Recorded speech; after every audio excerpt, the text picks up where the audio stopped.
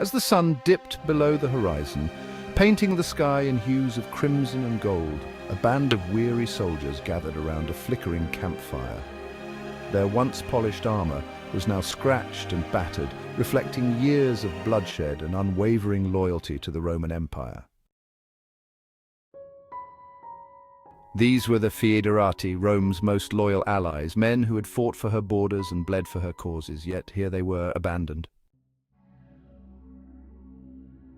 Decades earlier, Rome, stretched thin by endless wars and crumbling under the weight of its sprawling empire, had turned to outsiders, barbarians they once called them, to defend its frontiers. These Foederati, primarily Germanic tribes, were promised land, food and citizenship in exchange for their swords, and so they came, Goths, Franks, Vandals and others, pledging loyalty to the eagle standard.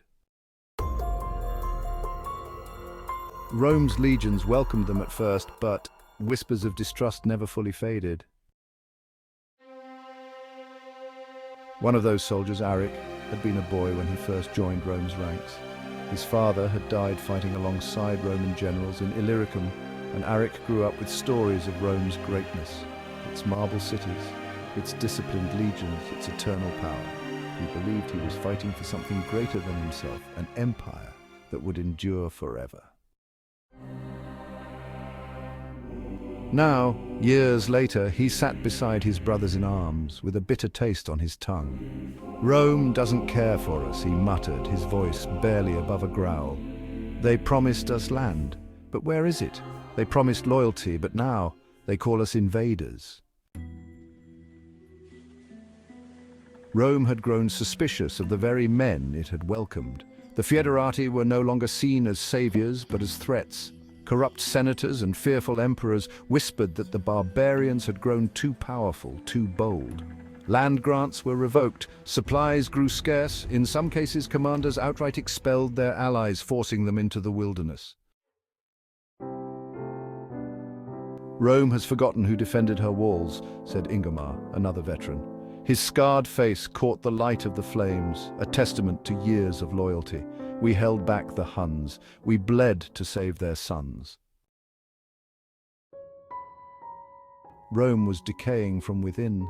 Political instability, economic collapse and corruption left it unable to pay its armies, let alone honor promises made to foreign allies. The emperors feared that the Foederati, with their growing strength, might one day turn on Rome itself. Rather than risk rebellion, they pushed the soldiers out, leaving them to fend for themselves. Aric rose to his feet, the weight of betrayal heavy in his movements. "If Rome no longer wants us, then we will take what is ours."